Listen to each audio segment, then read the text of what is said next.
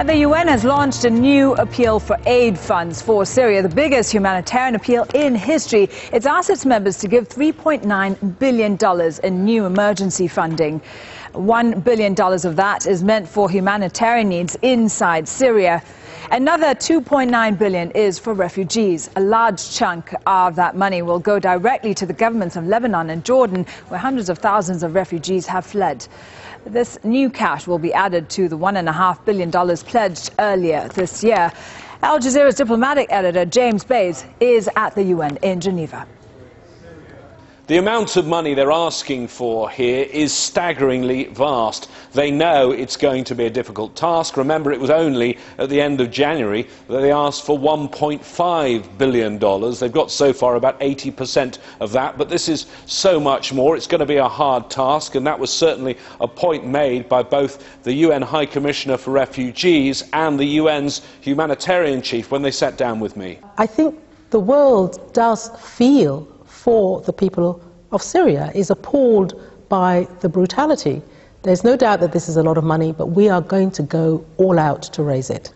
There are obviously some countries that have given a lot of money. There are others that haven't given so much. There also in the past have been countries that pledge money and then it takes a very long time for that money to appear. Is it time to get tough, to start naming and shaming?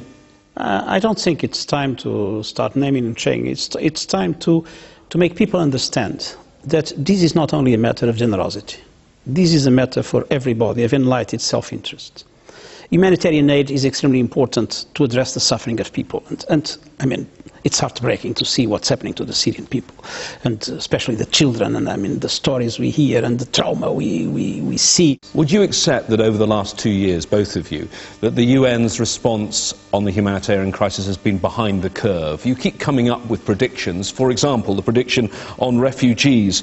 You predicted 1.1 million refugees by July. Right now, it's 1.6 million refugees. You're 500,000 out. Your predictions don't seem to ever keep up with the situation. When we are doing these estimates, this is never a precise science. And also the situation on the ground is getting worse day by day. There's no doubt about that. And I think that if there's something nobody predicted, it's the staggering escalation of the crisis. You mentioned 1.1 million. It was our forecast until June, made in November. But in December, there were 3,000 refugees a day. In January, there were 5,000. In February onwards, 7,000 to 8,000 a day. And this staggering escalation has forced all of us to really make a huge effort to be able to respond. Is the deadlock at the Security Council not one of the main reasons why this conflict goes on and you keep having to come up with more and more plans trying to deal with this humanitarian catastrophe? I think we live in a world where power relations are no longer clear.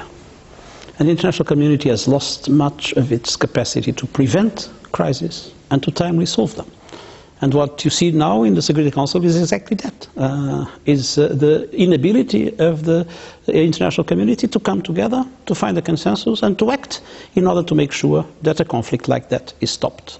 Do you think the credibility and reputation of the United Nations have been damaged by what's happened in the last 2 years? If you talk to people in countries in the European Union, in the United States and elsewhere, they all say the same thing. This has gone on for 2 years. Why has the United Nations not been able to stop it? So I do think that the credibility of the United Nations is on the line.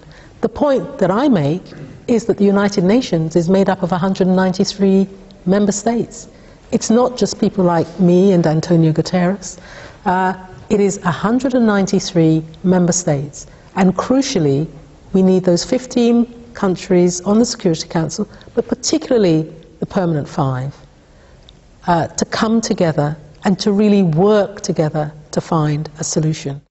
You can hear the frustration in their voices. They're doing all they can to try and deal with the devastating effects of the war in Syria. The real problem, though, is trying to stop that war. The only plan on the table, that US-Russian plan to bring both sides face to face here in Geneva. But for now, the violence continues and the Syrian opposition remain divided. They haven't even decided whether they'll attend this conference.